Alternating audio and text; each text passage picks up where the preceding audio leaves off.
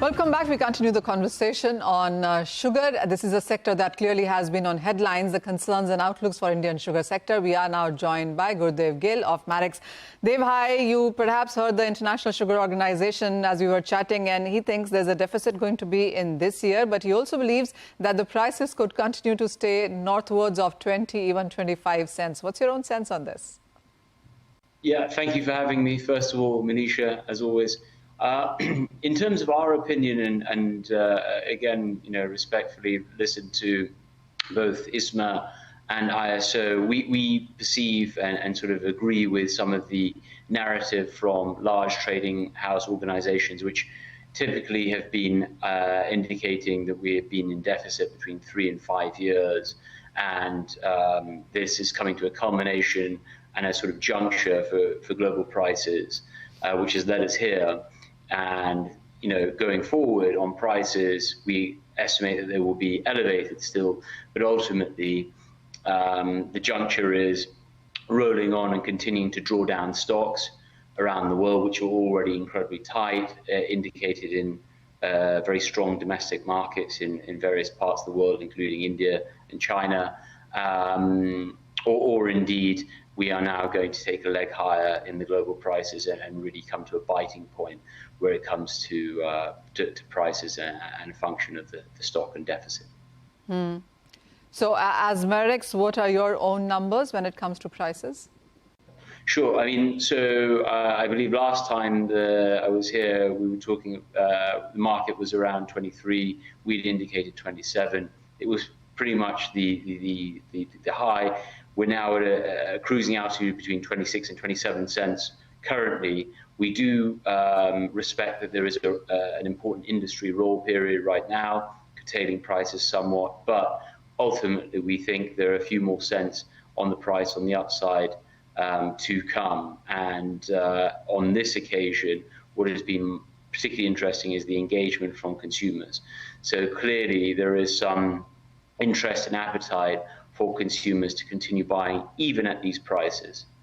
With that in mind, I'm still looking for a number there, Dave. Is it going to be 28, 29? Are you going towards that 30 mark? What are the kind of highs that we can expect? We think 30 cents is possible, and certainly, there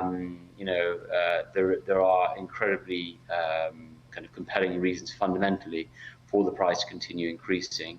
Notwithstanding, if I may elaborate on some of the challenges we have, South Brazil, monster crop, and where the industry was looking at estimating around 36 million tons, 37 million tons.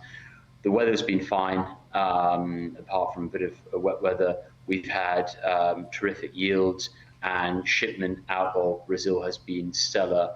Records have been broken of late. So we have the juxtaposing Thai crop where we're at 8.3 million tons, Indian crop where we're at 30.4 million tons, and the Brazilian crop, which looks entirely possible to be 39 to 40 million tons. So it's juxtaposing those two things. And again, coming up to a futures expiry, not to get too technical, but beyond October, looking at March expiring on ICE New York futures, there is a huge amount of time between October and March for the price to contort and be moved around, particularly when we have El Nino, which is what we have in play at the moment. The whole industry seems to be getting divided. Not divided, rather. It's taking a lot of strength from the fact that now there is sugar to make and there's ethanol to make whole year round. But the investments and the kind of returns that we're looking at, how would you segregate that? And how much is that adding in for the sugar prices? I think our perception, and something just to highlight in some of the differences we have respectfully with some of the other analysts or associations, we see India incredibly tight. So even though there are plenty of people in the industry, well, a few people in the industry below 30 million tons for India this year, we're not there. However, our perception of stock is incredibly tight. We think 4 to 5 million tons is all that India will end up with.